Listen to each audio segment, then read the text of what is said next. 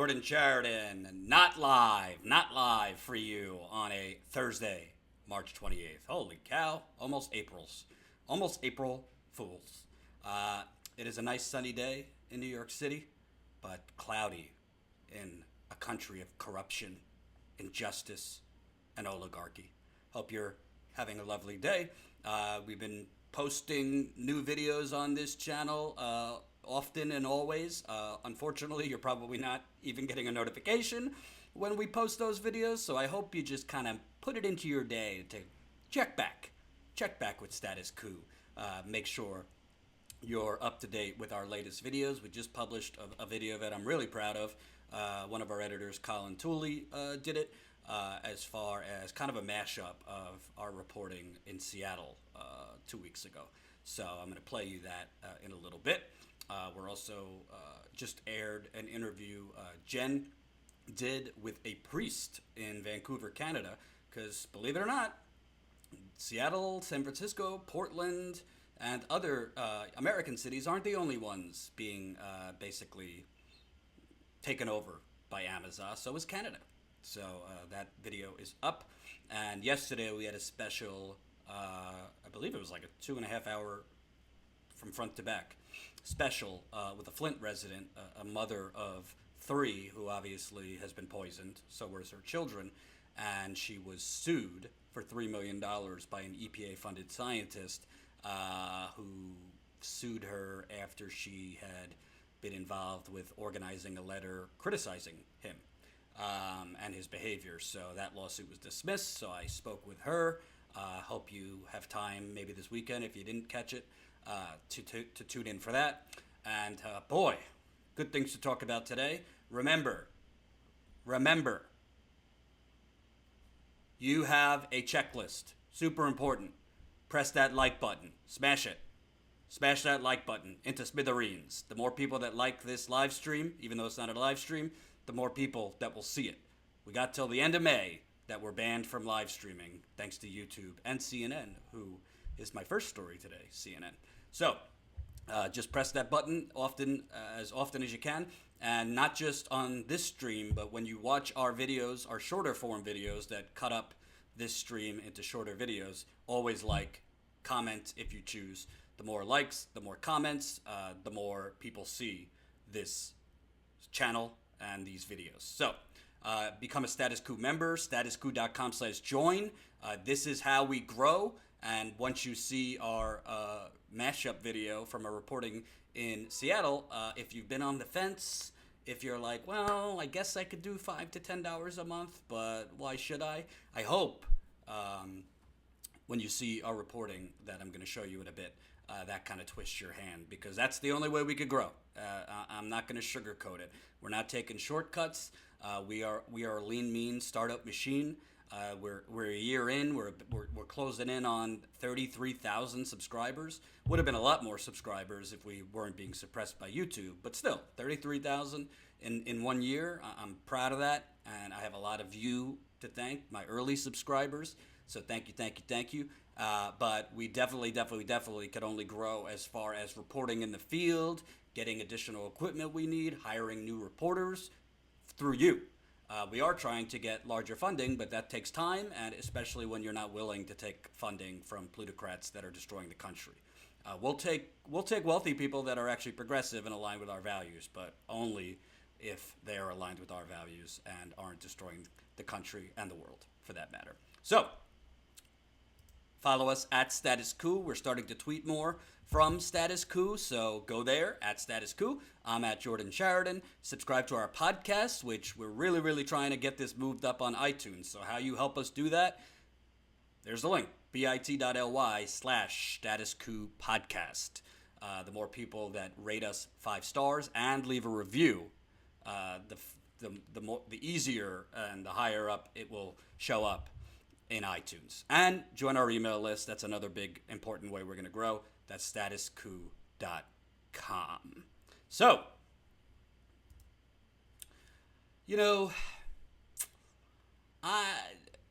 I'm not really interested in like spending 3 weeks doing a RussiaGate autopsy I've said my piece. I've explained why the media was so horrible in this. I also, frankly, had to call out my former employer. I did a video, but that's, you don't. I don't want to beat a dead horse here. I was right. I told you so. People are living like there is now full blown like Rachel Maddow. A lot of people at MSNBC, others are now RussiaGate like truthers, almost like pretending that, well, we don't know. Barr could have misrepresented Robert Mueller's report, so we don't know. Maybe what Barr's saying isn't true. Listen, and then attacking me and Michael Tracy, Aaron Maté, Glenn Greenwald, Matt Taibbi, others that were right about this, saying, "Oh, well, you guys are always skeptical of the government. You tell your viewers never automatically believe the government, so you just believe what Barr's saying to be the case." Yeah, I am skeptical of the government, but I also have common sense. So for these people, including Rachel Maddow, she is pushing this, that we don't know if Barr has misrepresented or not told us everything what Mueller found. Do you actually, like, if you read Barr's memo, he directly quoted from Mueller. That one sentence is from Mueller that says we did not find criminal conspiracy or collusion, right? So do you really think the Attorney General could get away with misquoting Robert Mueller about of lying about what he found or didn't find? Do you actually think Mueller and an army of, I think he had like at one point 30 or so prosecutors, would just sit idly by and be like, oh, we worked on this for 2.5 years, but I guess we'll just let him make it up. Do you actually?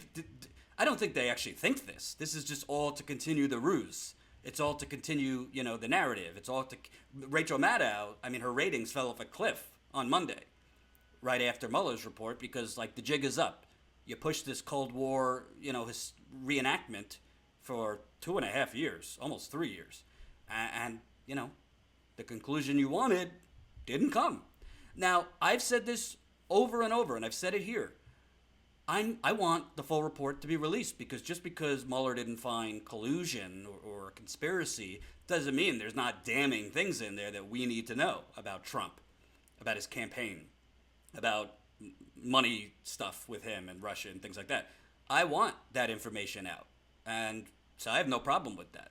I also think that I say be careful about talking impeachment, because the grass isn't always greener on the other side. You got a Christian fundamentalist crazy person who's competent politically. I think if Mike Pence were president, Obamacare would have been gone long ago. But we need to see what's in there, because there could be things that are high crimes and misdemeanor. I'm not like I don't have Trump derangement, but that's just, we need to see. But, part of, what are the 5 stages of grief? Like, one of the early ones is acceptance. You have to accept that you were wrong. You have to accept that this theory and this conspiracy and this all these Hillbots and neoliberals were hanging on for dear life, so this could give them cover, and this could be the reason that he won. This is why Queen Hillary lost. It was an evil conspiracy with Trump and the Russian government. They were waiting to be validated, because they don't want to admit he won. It was pretty much fair and square. Politics is dirty, but she made really bad errors during the campaign. She wasn't a good candidate. Her and her husband did some really bad things that affected those critical states, like NAFTA, for starters. But I don't want to talk about RussiaGate forever, but I do need to address this, because, I saw a quote from CNN's president, Jeff Zucker, saying this: "We are not investigators. We are journalists. And our role is to report the facts as we know them," which is exactly what we did, he told the New York Times. A sitting president's own Justice Department investigated his campaign for collusion with a hostile nation. That's not enormous because the media says so. That's enormous because it's unprecedented. Wow. We're not investigators, we are journalists. and our role is to report the facts as we know them, which is exactly what we did.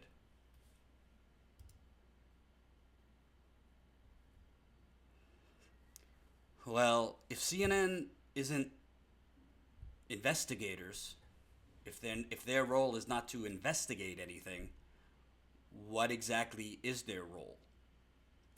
And, in full fairness, so you could hear the spin on that comment, I tweeted out, this is the most stunning comment I've heard a news executive say. If as journalists you're not equipped to investigate, what exactly is it that you do? Oh, I forgot the word do. Just regurgitate what the actual investigators, CIA, FBI, Homeland Security tell you? And this was in response to their media reporter or critic or whatever. I know Brian Stelter. I met up with him years ago. I don't have anything personally against him, but I think he is pretty oblivious and tone deaf to how awful the corporate media is. Probably because he lives in an ivory tower in CNN's studio. So Brian basically said I was misinterpreting or I was spinning the meaning. He wrote back, most everyone else knows exactly what he was talking about. Most everyone else knows exactly what he's talking about. Who's most everyone else? Isn't a reporter's job to name names? Who is this most everyone else knows exactly what he was talking about? That journalists aren't federal investigators with Mueller-type powers. Okay, so he's saying that the CNN president, what he meant was, we're not legal investigators. We're not federal investigators. We don't have subpoena power. We don't have those kind of powers. We're journalists, and our role is to report the facts as we know them, which is exactly what we did. Oh, that's important that he said that. The facts. So, here's the thing. If I even wanted to give the benefit of the doubt to CNN that what their president was trying to say is that we're not federal investigators, which I actually don't think is what he meant to say. I think he was legitimately saying, we're not investigators. We just report what they tell us, which means you're not a journalist, but putting that aside. If you gave him the benefit of the doubt that that's what that quote means, that CNN are not legal federal police or DOJ or a special prosecutor, and we just report the facts, then the president of CNN and Brian Stelter just basically undermined their coverage. Because myself, I don't want to speak for them, but I would guess Aaron Maté, Michael Tracy, Matt Taibbi, Glenn Greenwald, Jamal Thomas, Jen with Status Quo. Who am I forgetting that was really big on this? Lee Camp, Jimmy Dore, of course. I'm sure there were others, and I'm just forgetting some. I don't think we'd have a problem. I know I don't have a problem that they covered the Michael Cohen stuff. I think they covered it too much, but fine. He was the president's lawyer, and the hush money payments and whatever. I don't have a problem that they covered Michael Flynn. I think they covered it too much, but that's fine. I don't have a problem that they covered Manafort.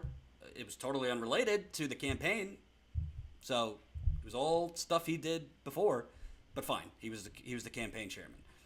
Carter Page, George Papadopoulos, all these people. I don't have a problem. Yeah, he's the president, and these people worked in his campaign. So if they committed crimes, they should cover that. That's fine. But where you lose me, and where I think they're just totally full of boop, trying not to curse because I keep getting demonetized. If you want to help me be able to be me, then you gotta leave money. Gotta leave money. Because when I curse, YouTube drops the hammer. So right now, we're at $51,185. That's $51,185. So not close to the $75,000, but, kind of approaching. Making our way. Driving closer to that street. 1,033 kind, wonderful viewers and supporters from America, other countries. Keep it coming, even if it's $5, $10, $20. Obviously, how higher amounts make a huge difference. I think you're going to see what you've been funding when I show you the Seattle reporting mashup. But when he says our role is to report the facts as we know them, you didn't report the facts as you know them because there were never any facts to support Trump and his campaign working with the Russian government.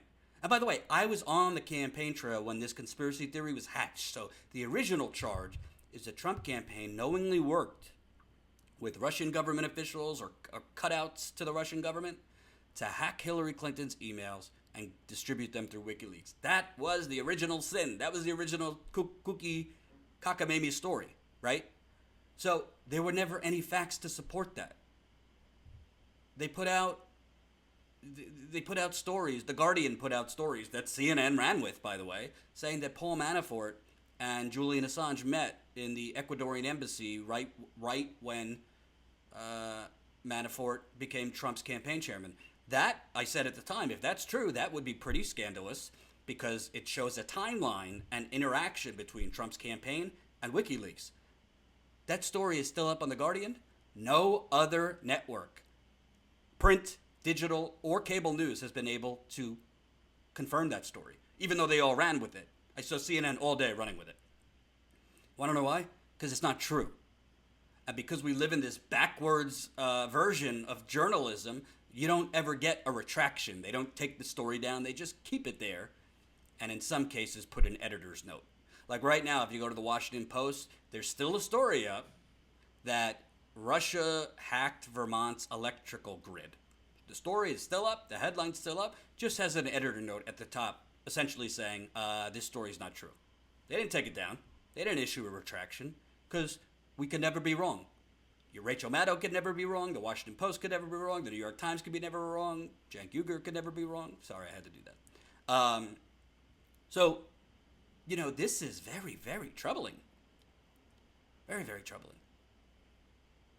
Because CNN didn't report the facts as we know it. Here were the facts as we know it, okay? Trump armed the Ukrainian rebels, which I think is a huge, huge bad thing. He bombed Syria twice. He's trying to execute a coup in Venezuela. Pulled out of the INF Treaty.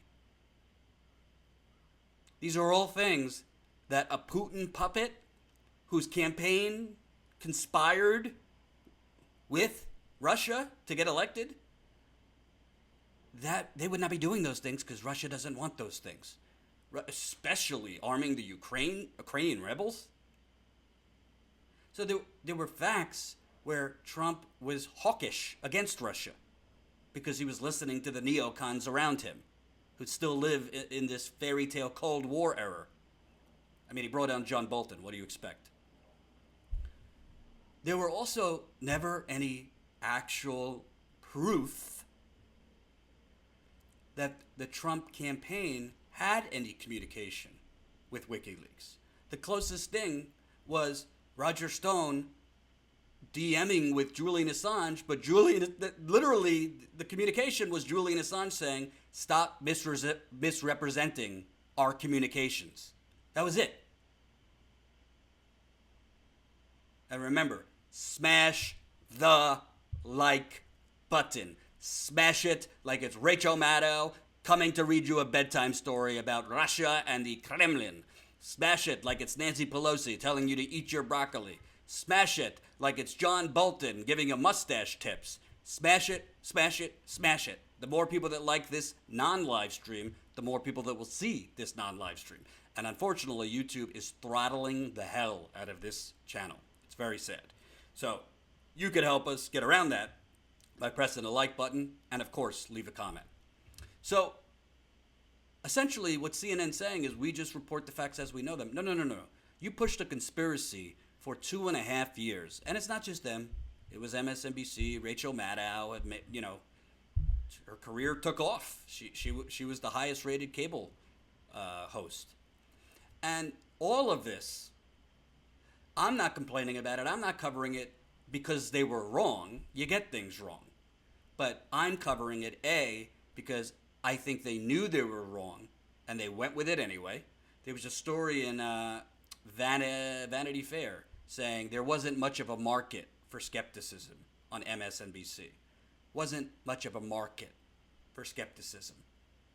Well, that means when you use the term market, that this is a business decision. We're making a business decision to go with this rather than a news judgment whether it's true. And the result of that is scaring the hell out of your audience, exciting the hell out of your audience with this Cold War espionage thriller, and lying to your audience. So that's one thing. But the other thing is what is the opportunity cost? What, by doing all this and by covering all this, and when I say covering, I mean inventing it out of thin air, this collusion conspiracy theory. And if you're still on the fence, I mean, if you really believe that William Barr is making up quotes from Robert Mueller and he's just sitting idly by, I got a bridge to sell you. Okay? And by the way, I have said already, I think it's absurd that Robert Mueller did not find obstruction of justice.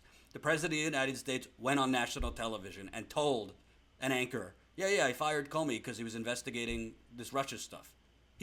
That's like blinking red lights, obstruction of justice.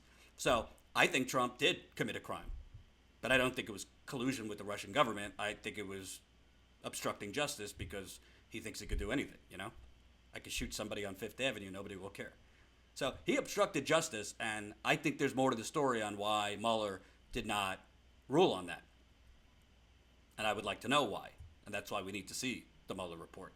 I'm not one of these cheerleaders saying, let's impeach Trump, because I don't want Mike Pence to be president. I think he's worse than Trump. He doesn't sound as bad. He don't tweet like that. He doesn't say bigoted things, but he's a bigot. And he's not going to be kind to reproductive rights. Go ask women in Indiana about that. He's not going to be kind to the LGBT community. Go ask the LGBT community. And he's certainly as lethal as Trump is, as far as, voodoo economics, trickle-down economics, corporate tax cuts, more tax cuts for Boeing and Raytheon and Goldman Sachs and all this. So we don't want Pence. We need to defeat Trump in 2020. But the bottom line, folks, is CNN admitted they're not investigators, which means they're not journalists. Because I wouldn't have had a problem if their investigative journalists, if they have such a thing, was trying to find out what Mueller knew, or trying to break stories about what was Mueller looking into, what actually happened. That's what investigative journalists do. I think there's more important things to investigate, but that's fine. The problem is, hour after hour, segment after segment, week after week, month after month, year after year, pundits and journalists just filling airtime to bridge to the next Viagra or Cialis commercial, because that's what cable news is. Sorry, my men, my male viewers here. I'm sure I'll need it at one point too. But just with endless speculation, propaganda, conspiracy, the walls are closing in. The walls are closing in. CNN, you didn't report the facts as we know it. You invented the facts as we know it. And the reason it's important to hold these frauds accountable is not to do a victory lap, is not to gloat. It feels good, yes, but that's, my validation in life doesn't come from CNN bashing. The reason it's important is elections are decided based, in large part, yes, voter suppression, election fraud, but the corporate media propping up certain candidates while knocking down others. So we need, as independent media, and that's why I was critical of the Young Turks, because independent media is so important. And, everybody's got an opinion, whether they're independent or not. I'm not going to get into that. But the point is, independent media has to sound the alarm and wake more people up to what you're hearing in corporate media is not media. It's not even journalism. It's propaganda. Has CNN ever done a good report? Yeah, sure. MSNBC long ago did some good stuff, but those days are gone. Because now they're trying to cash in on whatever sensational, propagandish fantasy that could scare the hell out of their viewers, because their viewers, frankly, are older. CNN's average viewer is 60. MSNBC's, I believe, is a little bit older than that. Now, I don't think being 60 or something like that necessarily means you're an idiot. We got a lot of viewers here at Status Coup that are that age, and they are smarter than smart. But I do know that my age, 32, is not as susceptible to this Cold War hysteria as people who were my age during that time. So MSNBC's viewers who are more establishment and neoliberal and still getting shock therapy that Hillary Clinton lost are susceptible to that nonsense. And that's what CNN was doing. They cashed in on it, just like they cashed in on Trump, just like they don't have any repent for showing Donald Trump's empty podiums rather than showing 40,000 people at Bernie Sanders rallies. I know, because I was in Washington Square Park covering Bernie's rally. There was 28,000 people in the park and another 10,000 outside the park. They barely showed it. They were showing Trump's empty podium. That's what I mean with media, swinging things and pushing a narrative and brainwashing people to think certain things that are not based in reality. Honestly, if you covered the campaign like I did, Bernie Sanders' movement was bigger than Donald Trump's. The crowds were bigger, the energy was more, but the media attention is what gave Trump the win. In addition to Hillary Clinton. So, another reason I'm showing you this, and I'm saying this, is because how many stories have been ignored because of this lunacy? On a shoestring budget, thank you for supporting us, statuscoup.com/join. On a shoestring budget, in a year, we've been to Flint multiple times. We have a documentary about Flint being released in mid-April for the 5-year anniversary. We've been to Chicago, we've been to Dallas, we've been to Virginia, we've been to Detroit, we've been to Cleveland, we just got back from Seattle and Vancouver, just to name a few. And these trips cost money. I have not personally, I've taken the least money out of this company than anyone because I want to lead by example, and until we're making a lot of money, I need to take the least. That's just leadership, especially for a startup. But I want to show you what we just did in Seattle. Think of what CNN, MSNBC, the New York Times, the Washington Post, the Young Turks, if we could do this, think about what they can do with their resources. Unfortunately, they don't have the will or the desire to do it because they'd rather live in fantasy worlds that equal clicks for them. But eventually the chickens come home to roost. And when you deceive your audience, when you sensationalize an alternate reality to your audience, there comes a point where they wise up and they look to other things. Here's what we just did in Seattle.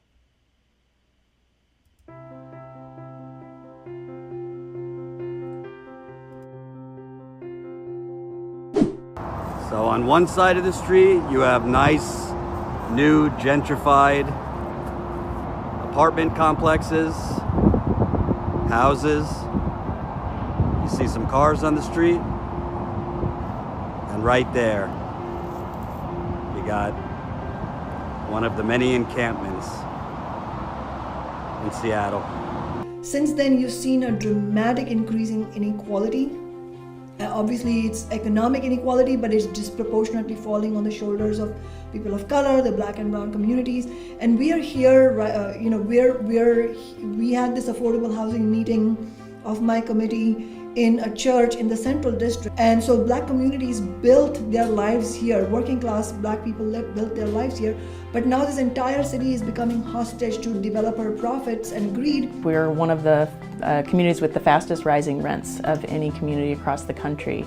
And other communities in similar positions with very rapidly rising rents are seeing this crisis of affordable housing and the lack of affordable housing. So that has put pressure on the market in a way that folks that are living on the margin, living paycheck to paycheck, can no longer afford the housing that they're in.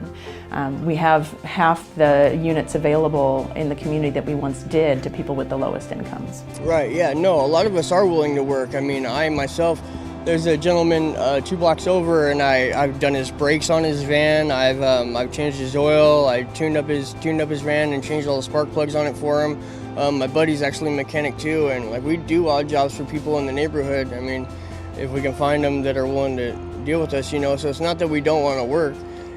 One of the factors is I don't want to go out and look for a job and then, you know, come back and realize that, hey, in a half hour I had to have all my stuff and be gone again, you know. About 40% of those that respond to that survey are currently working.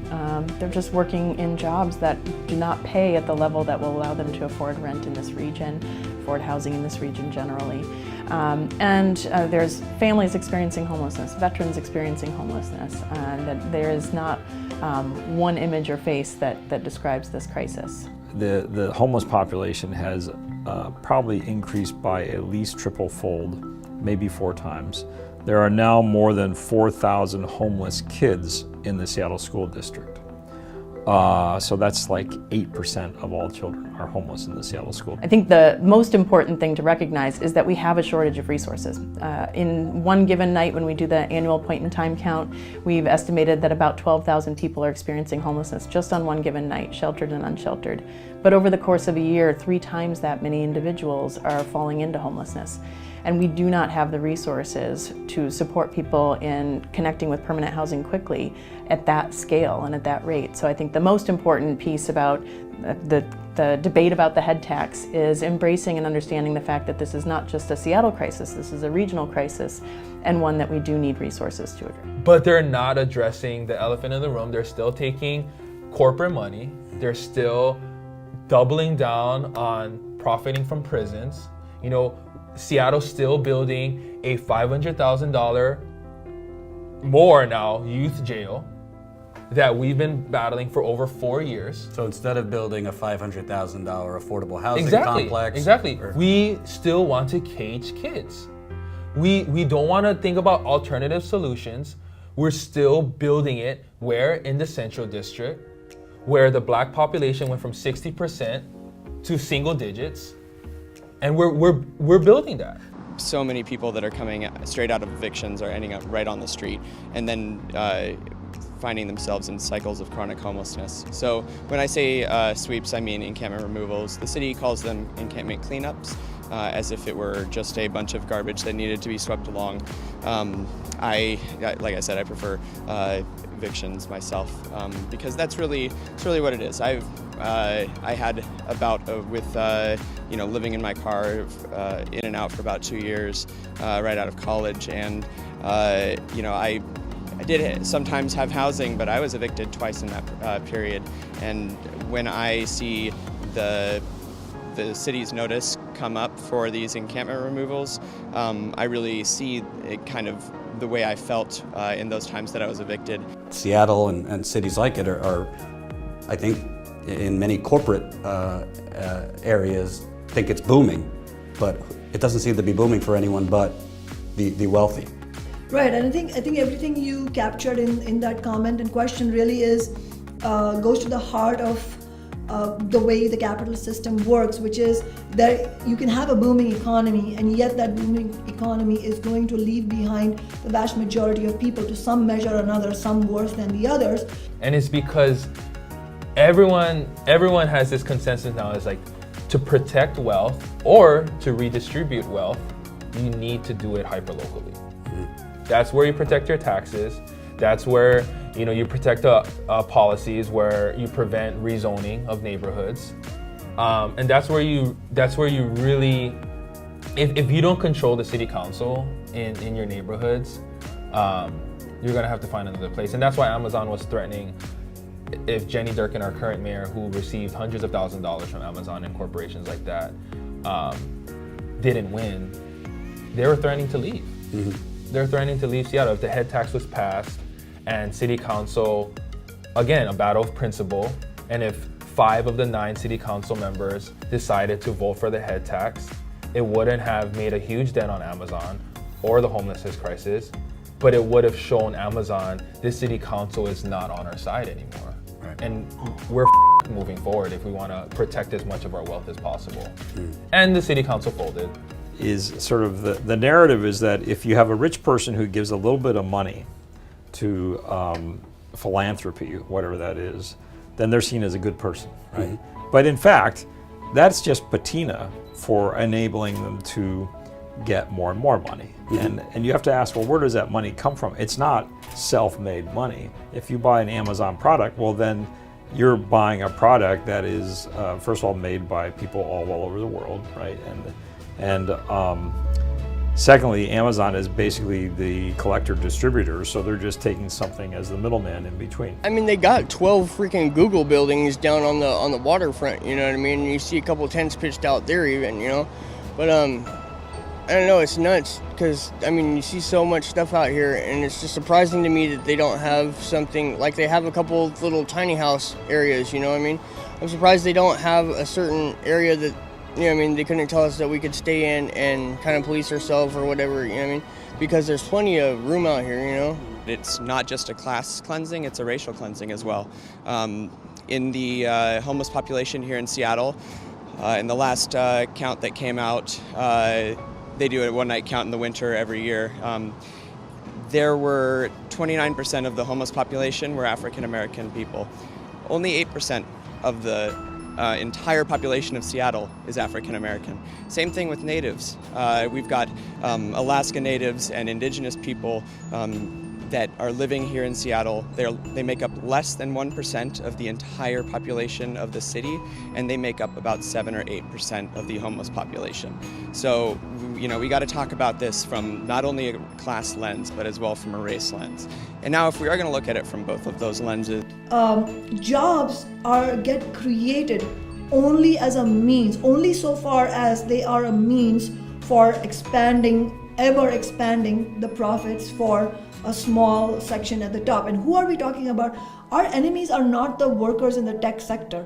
Our enemies are Jeff Bezos, Bill Gates, Warren Buffett, billionaires like that. In fact, those 3 billionaires own more wealth than the entire bottom half of the US population.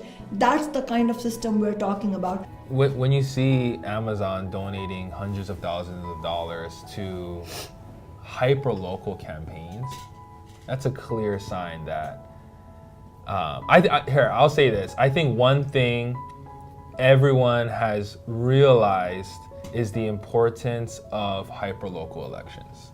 Where are we going to set up? Is the spot that we set up and going to get, you know, are we going to get told to leave in a half hour's notice like we did at Green Lake, or, you know, a week out from now are they going to come and, you know, sweep us again? And it's just a struggle because we don't know exactly where to go. If we knew where we could go and set up and have some ground rules established, you know what I mean, and some criteria to follow, then, you know, we'd like set a standard, then we could, you know, set that goal and, you know, try and maintain a little community there. But it's just a struggle. My dad was recently diagnosed of stage 4 lung cancer.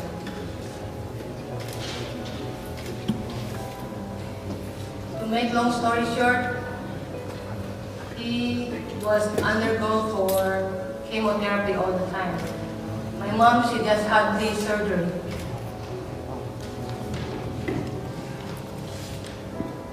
They depend on me. If Cadence is going to move us out, I don't know where I'm going to live.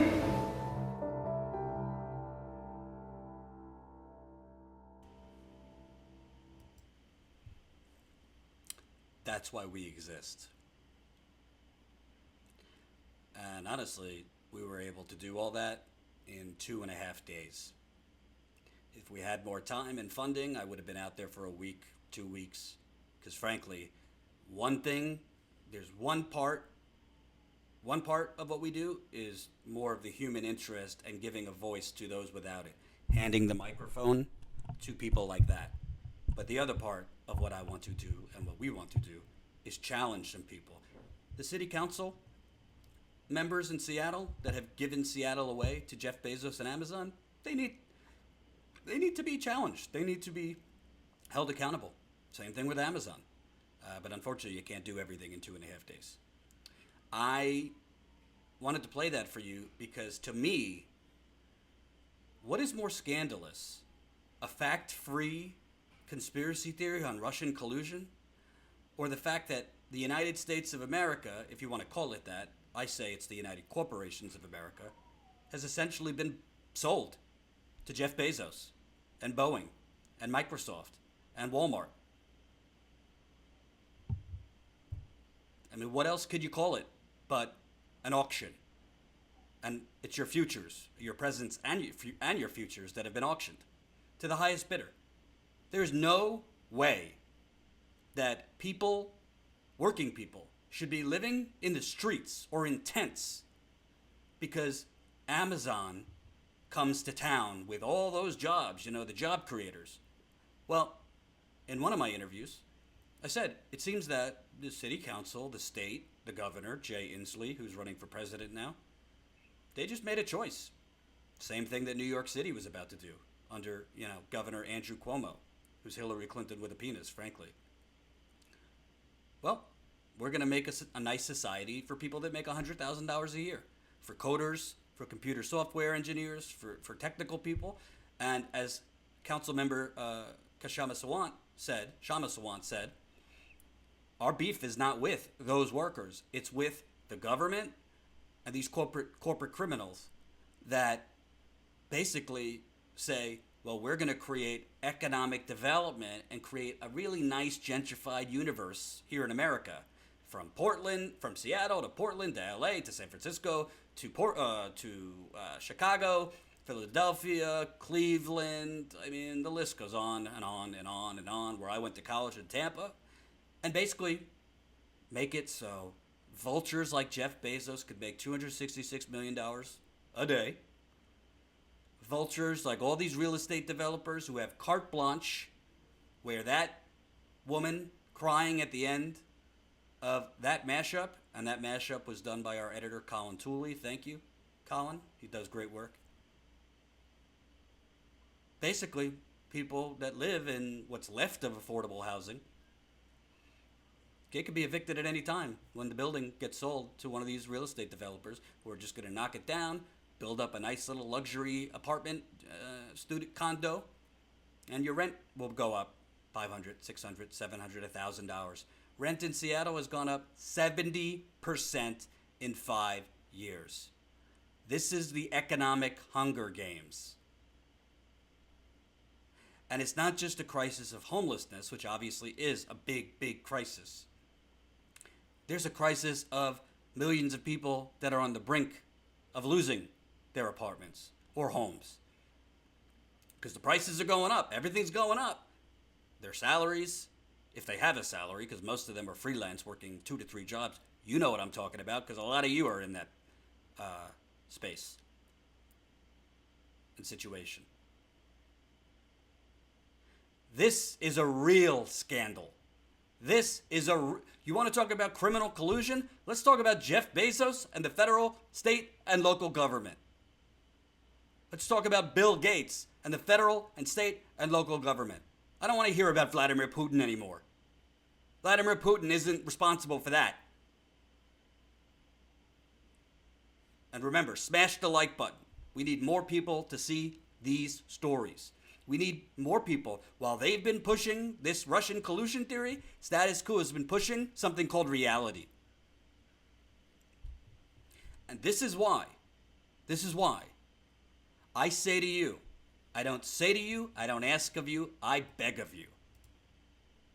I am not beyond begging the audience. I will not beg plutocrats, but I will beg the viewers, the people. By the way, the choice was between Status Quo and the people. I had a thing for the people as the name of a company. Unfortunately, People Magazine also had a thing and would have sued us. But I'm happy with Status Quo. Real change, yes, it could come from political activism and organizing. But it also comes from independent media, independent truth tellers, independent journalists. Because the more people that are able to see what you just saw, the more people that actually start to think, hey, that doesn't seem right. And when I say people, I'm not talking just about progressives. There's a lot of conservatives that are closet progressives. They just don't know it, including my parents. The more people that see what's being done to them by their so-called representatives, the more people that decide to act. The more people that decide, you know what, I'm not going to vote for the same old anymore. The more people that say, you know what, I need to get a group together here. We need to talk. We need to take on Amazon locally or Microsoft the more people that decide to run themselves. You know how many people, and I'm not saying this to toot my horn, I'm telling you because this is why I do what I do. There's no amount of money that makes me feel better than what I'm about to tell you. Do you know how many people came up to me at Standing Rock and said, I saw your video and I got in the car? Or I saw your video and I got my friends together and we took a road trip here? So you know how many people, when I was at the Democratic National Democratic National Convention, came up to me and said, I wasn't even involved, and I saw one of your videos on what the media was doing to Bernie and what the Democratic Party was doing to Bernie, and I decided to start volunteering and door knocking. Real journalism can have impact. Once in a blue moon, it could actually hold people accountable. Once in a blue moon, it could actually change things. But I need you to help us do it. That's why I keep bringing up membership. GoFundMe is great. We'll never, ever be able to thank the 1,033 people who have contributed to our GoFundMe. And we're not to our goal, but we're close. We've raised $51,185 in 6 months without taking a penny from a special interest. Our highest donation was $5,000 from a viewer who asked to be remained anonymous, but it's just a normal person. It's not a plutocrat. But how we become an independent media revolution, and I'm not just giving you bumper stickers. I'm not messing around. I'm not in this to just post videos on YouTube. What we just showed you, every news outlet is capable of because we did it on a shoestring budget. They choose not to, we choose to do it. But I need you. I need you to think in your mind, what do I spend $5 on a month? What do I spend $10 on a week? What do I spend $20 on a month? What do I spend $179 on a year? Is there anything that I'm spending money on that I don't really need? But first you have to decide, do you need status quo in your life? Because if you don't need it, if you don't think this is a necessity, actual journalism, actually holding people accountable, actually giving a voice to the voiceless, then there's nothing more I could do. I can't put a figurative gun to your head. But if you're willing to do $5 a month, $10 a month, $20 a month. Last night we just had our monthly members call with $10 and higher members. We're going to be uploading other content just for members. Our first documentary is coming out next month, first and free for all members, $5 and up. And if you're a Flint resident, you will get it first and free as well. We're going to make that happen somehow. So I'm asking you, $5 a month or $10 a month. If you have it, I think we're worth it. And I say we because this is going to be bigger than I. I like doing this. I hope you think I'm good at it. But the goal is to expand. The goal is to hire other reporters. We need more faces. We need more voices. We need different styles. And we need there's strength in numbers. The best networks don't have leaders that are full of themselves. The best networks don't have leaders that only want to succeed if it means them. You have to be humble, and you have to realize that if your goal is to change things in this country, it has to be more than just you. And I fully believe that. And when we get larger funding, we will hire another reporter, and then we will hire another reporter and another reporter, and more production and editing and research and social media. Sky's the limit. But it starts with you. So if you've been on the fence, I hope you'll consider supporting us. I know some of you support multiple independent outlets. I'm not saying, take it away from them and give it to us, but I am saying if you have an extra $5 to $10 a month or $20 a month or $179 a year, I think real journalism is worth it.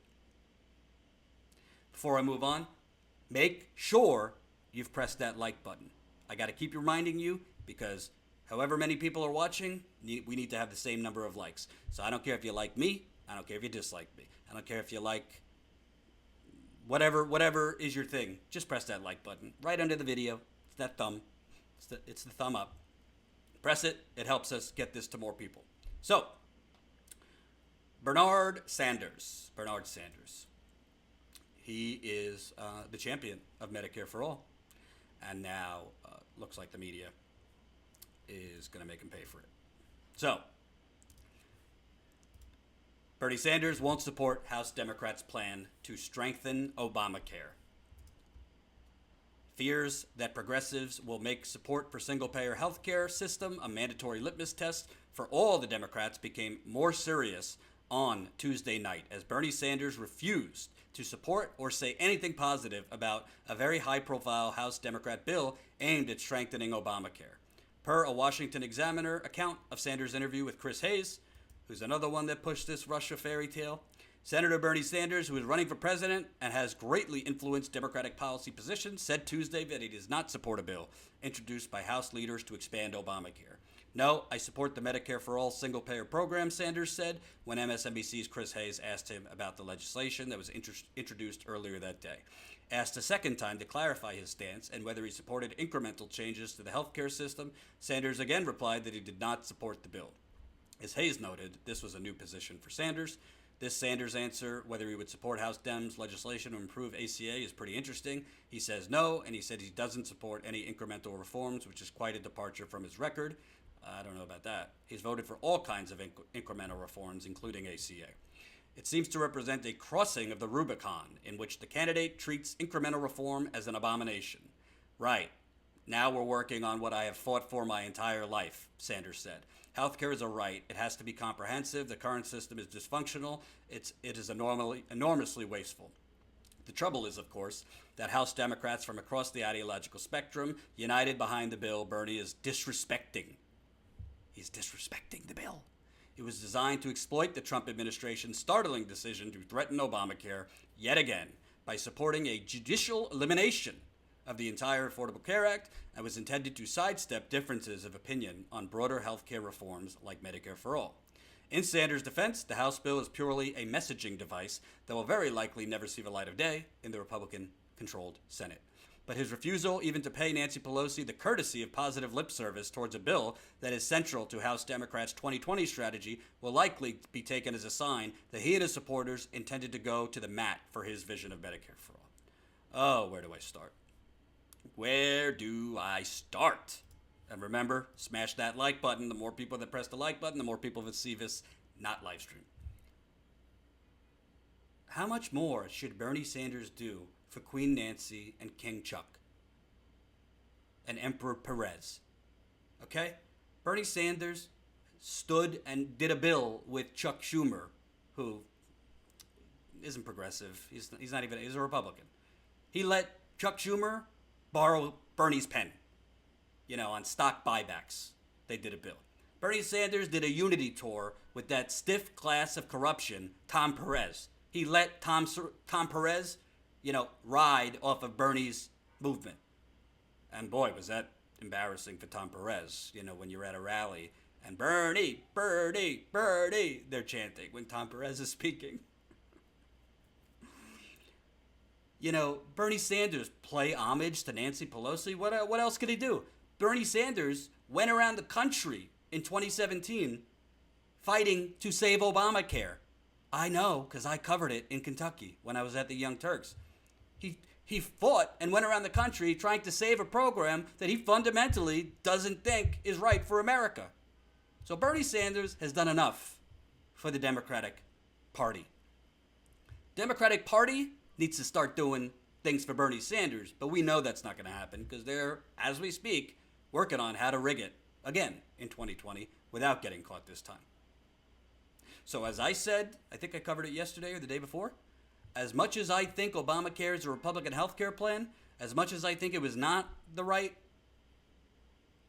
change to the health care system, I do recognize that it would be a disaster for it to be repealed because there are millions of people that have been helped and many that have had their lives saved from Obamacare.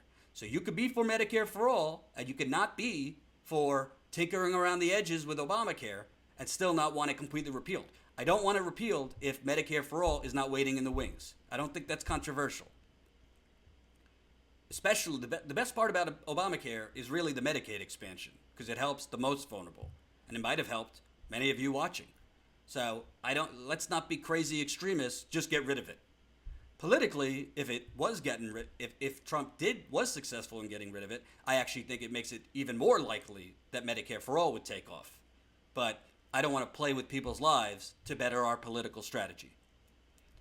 With that said, Bernie Sanders is right not to continue signing on to incremental changes. And what they mean by what incremental changes actually means, folks, just so you're clear, incremental change means what our donors will allow. That's all it means. They could dress it up in a reasonable word and a logical word and a word that, embodies responsibleness and practicality. All it means is what my sugar daddy and mama will allow. This is the way the United Corporations of America works. So the donors don't mind legalized pot. Well, the big pharma executives mind, but by and large, donors don't care. That's why Beto O'Rourke's pushing legalized pot, because that's what his donors will allow. But his donors don't want Medicare for All, so that's why he moonwalked away from Medicare for All within 6 months. Hillary Clinton's donors don't mind like little tax credits for the middle class, but they do mind Medicare for All. That's why Kamala Harris is pushing tax credits for the middle class, but moonwalked away from Medicare for All in 24 hours.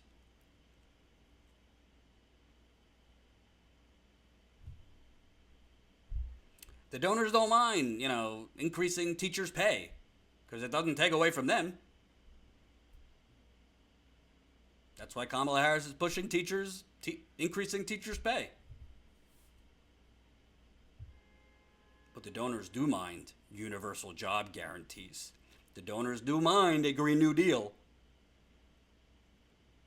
So, enough. And please educate your Republican uncle or your neoliberal auntie. This is not incremental change. Because if you want to go with the theory of, America runs on incremental change, well, that's certainly been some incremental change when you look at that chart starting with the early 1980s going up, that incremental change of income inequality exploding. That's called incremental theft. And I wouldn't even call it incremental because it's been pretty rapid. It's theft. It's thievery. So the media could try to paint Bernie Sanders, Bernie Sanders, he's going to sabotage Obamacare. And that's what they're going to do. This is the first story I saw about it, but they will start covering it more. How dare Bernie Sanders put people's lives at risk? First of all, he went around the country to save Obamacare. This is the same rationality that Bernie is the reason Hillary Clinton lost. He went around the country, doing speeches and rallies for this warmonger, corrupt Hillary Clinton. But he's responsible? He did more rallies for her than President Obama did. I know. I covered it. It was disgusting. I couldn't take it. I covered a rally he did for Hillary Clinton in, where was it? Right outside of Detroit. Dearborn, Michigan. So, the bottom line is the Democrats are trying to push changes to Obamacare because changes to Obamacare makes it seem like they're fighting for the working man and women of America, even though Obamacare is not helping the majority of people. Obamacare is I can't curse. Obamacare is a wet kiss to insurance companies. Obamacare is a wet kiss to hospitals. Obamacare leaves high deductibles, high copays, co-insurance, and in a lot of cases, it's a big amount, a high amount per month just to have it. In fairness, it's become worse because the Trump administration has done everything it can to sabotage it and make it not work. But even before that, it wasn't making healthcare affordable. Because you can't create universal healthcare while simultaneously, fluffing pillows for pharmaceutical companies and all the insurance companies. You can't do both. You got to pick one or the other. That's why Bernie Sanders is right. So I hope Bernie Sanders doesn't cave. I hope he says, I am not for Obamacare being repealed, but I am not for, as our focus being, to improve Obamacare. We need Medicare for all. Make it clear, I will fight against repealing Obamacare, but I will not fight for, as our main healthcare policy, improving Obamacare. You can't improve something that fundamentally is not meant to work for everyone, is not meant and cannot cover everyone.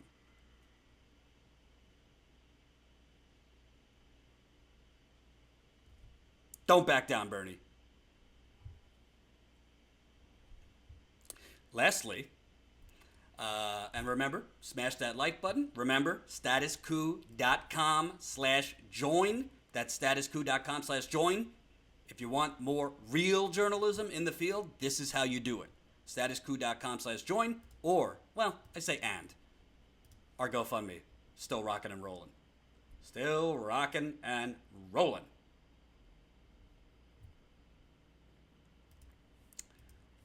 This has not gotten much national media attention. This is a story dear to my heart. I'm very focused on Native American issues. But the Midwest floods, brought to you by climate change, have created a humanitarian crisis on Pine Ridge Indian Reservation. This is from Smithsonian Magazine. Parts of the Midwest have been hit hard by devastating floods, which resulted in at least 3 deaths and caused more than $3 billion in damages to homes, infrastructure, and agricultural lands. But on the Pine Ridge Indian Reservation in South Dakota, the fallout from the flooding has escalated to a humanitarian crisis, reports Mitch Smith of New York Times. Residents of this vast territory, which is administered by the Oglala Sioux tribe and is home to around 20,000 people, have been stranded for 2 weeks due to waterlogged and muddy lands that are preventing people from leaving the reservation and making it difficult for emergency aid to get in. According to Smith, parts of the region are only accessible by boat, helicopters, or horse. The situation was exacerbated last week when water main breaks left 8,000 people without access to water, reports Sarah Meerhoff of Forum News Service. One thing this story leaves out is those water main breaks happen because the white folks north of the reservation released their dam water, knowing it would flood the reservation. Because who gives a damn about those Native Americans, right? They released their dams, and it flooded the reservation. South Dakota Governor Kristi Noem visited Pine Ridge on Saturday and told Smith that she had quickly approved the reservation's formal requests for help once they were made. The state has dispatched ATVs, a boat rescue team, and South Dakota National Guard troops to the area, along with 4 2,500-gallon water tanks to ensure that Pine Ridge residents have access to clean drinking water. But some residents and officials have intimated that help came too slowly. I know that requests for assistance were made early on. Perry Poirier, a South Dakota state representative for the district that encompasses Pine Ridge, told NPR's Dalia Mortada. Though Pine Ridge was not the only area impacted by the floods, which were triggered by heavy rains and rapidly melting snow, that snow rapidly melted because it was hotter than usual in the area because of a thing called climate change. This is what Alexandria Ocasio-Cortez is talking about. Which were triggered by heavy rains and rapidly melting snow, the deluge has worsened already difficult circumstances on the reservation.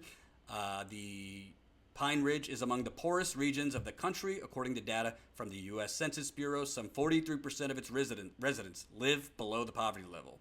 Alcoholism has been a pervasive problem on the reservation, many reservations, not just Pine Ridge. And a 2017 study found that life expectancy in the Oglala, Lakota County was lower than anywhere else in the United States. Infrastructure on Pine Ridge has proved insufficient for dealing with the rising water levels that recently spilled over nearby creeks and rivers, turning the dirt roads that run through the area into impassable sludge. According to Meerhoff of Forum News Service, Pine Ridge has just 3 full-time employees on its emergency management team, which serves all of the 1,000 square mile reservation. Just 3 emergency management employees. Julian Bear Runner, the Oglala Sioux Tribe's elected president, tells the Times Smith that the tribal government also does not have enough equipment to reach all the residents who need assistance. Quote, if we would have had state-of-the-art equipment, if we would have had adequate manpower, we could have gotten a lot done. Speaking to Meerhoff, State Representative Perrier says Pine Ridge and other struggling reservations are in urgent need of more funding from the federal government. We're in survival mode on a daily basis. When things like this happen, it's devastating on all different levels. Water levels now appear to be declining at Pine Ridge, but the worst may not be over. According to NPR, the region's temperatures are due to rise through midweek, which could melt persisting snow and lead to more flooding. And unfortunately, it isn't just Pine Ridge. This is from Cheyenne River Sioux Tribe yesterday. The Moreau River Valley is experiencing record-breaking flooding on the Cheyenne River Sioux Tribe Reservation. Voluntary evacuations have been requested by the Cheyenne River Sioux Tribe government. Some homes already isolated by rising water and several residents had to be evacuated by helicopter. More rescues are scheduled for today as the river is not expected to crest until the evening, Thursday, March 28, 2019. There have been approximately a dozen residences have been evacuated with approximately 50 residences at threat from rising waters. Fog is currently preventing helicopter evacuations in the affected areas. Many residents are refusing to voluntarily evacuate the area with concerns for livestock and property. This past weekend, the Moreau River set a flood stage record at 27.7 feet. Jesus Christ. Over the next 48 hours, the Moreau River is expected to crest at more than 30 feet. Efforts are in place to build sandbag dikes around the community of White Horse to protect infrastructure and the community. The Cheyenne River Sioux Tribe is currently gathering resources at White Horse. Currently, the Cheyenne River Sioux Tribe needs swift water rescue teams to assist in evacuations. Chairman Harold Frazier has stated, residents in the flood area should take our warning seriously. The river has never been this high and is only rising, so take the opportunity to evacuate now. You are placing not just your life, but the lives of those who will try to rescue you at risk.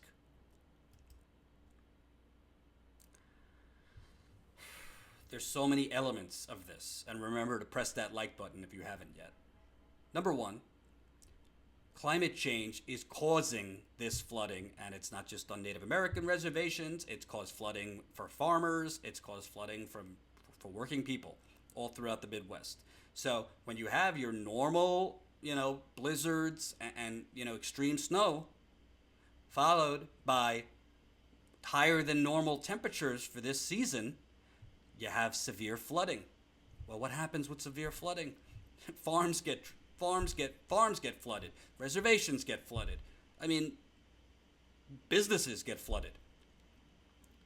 The Republican Party's response? You're elitist, tells Alexandria Ocasio-Cortez. You people and your Green New Deal, that's elitist.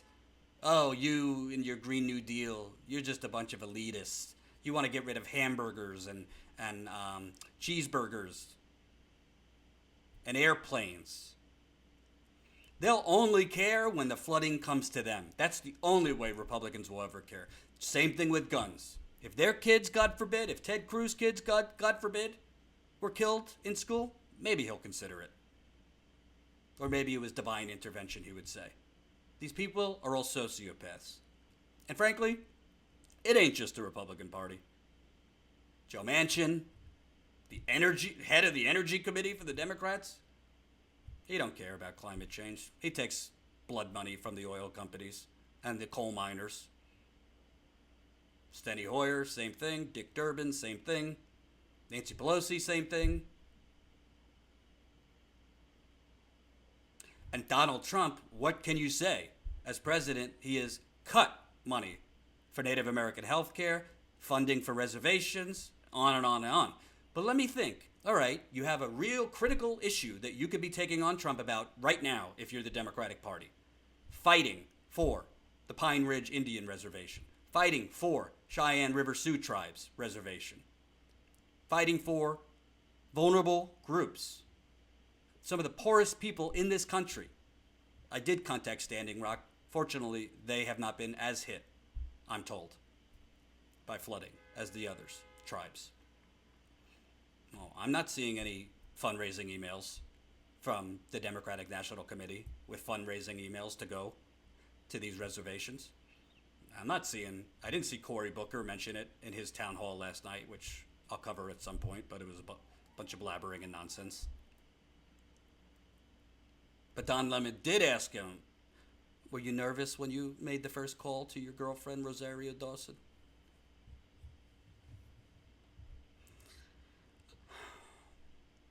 So basically, there's humanitarian crises on Native American reservations. The Republican Party is looking at it and frankly laughing. You know, slight credit goes to the South Dakota governor for doing something. It probably was too late because she's not going to care to help the natives first. She's going to help the white folk first. But at least she did something. And I had a source tell me yesterday that the Pine Ridge Reservation are begging for federal help, and they are being told nothing. They're not really even getting answers from the federal government. Well, why are we surprised? Donald Trump has basically urinated on Puerto Rico and said, we're not giving those people any more money. But let's not just call out Donald Trump here. Where is the Democratic Party on these issues? Where is Nancy Pelosi and Chuck Schumer on a crisis right now for 2 Native American tribes? 20,000 people at Pine Ridge. Don't have the number of Cheyenne River. You know, we send out mini Wachoni emails when Obama denied the permit, but we didn't fight for the people getting brutalized at Standing Rock before then. Democratic Party barely said anything. Elizabeth Warren didn't say anything. Tulsi Gabbard went and showed her solidarity with Standing Rock Sioux Tribe. Bernie Sanders did not. He did do a rally in D.C. in support, but let's be clear, Tulsi Gabbard did more. Democrats were very concerned about the voter suppression against Native Americans in North and South Dakota, because it could screw Heidi Heitkamp, who lost. So they were concerned when injustice and corruption towards Native Americans could hurt their electoral chances. But I don't hear anything about deadly flooding. People have died. People are hungry. People are thirsty on these reservations. So if the Democratic Party is the party of the working people, well, where are you?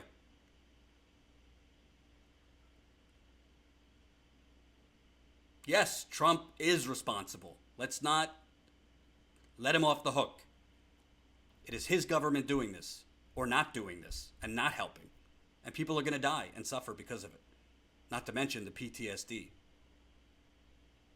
for an already vulnerable community.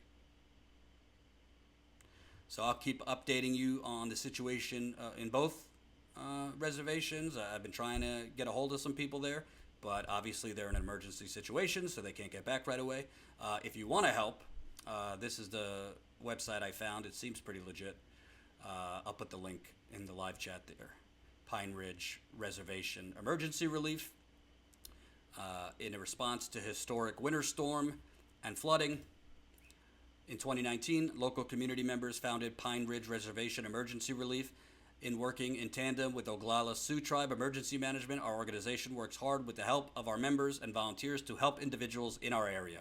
Our work is dedicated to funding and delivering charitable services and goods. We strive to inspire and improve the lives of those who need assistance in times of emergencies and natural disasters. Get in touch to learn how you can make a difference at our emergency relief organization. And there's the button. And the link is now in the live chat. I contacted somebody I know, not at Pine Ridge, but at Standing Rock, who said this was a legitimate relief organization, because some are not. So, that's it, folks. Thank you for watching. Remember, we cannot grow this pie without you. If you like this journalism, if you like in-the-field reporting on issues that matter to you, if you like shining a light on real America, not some Russian collusion fairy tale, statuscoup.com/join. You got $5 to $10 to $20 a month or $179 a year. I think real journalism is worth it. Remember, most people are not lacking compassion in this country. Most people have no earthly idea what is going on. Peace out.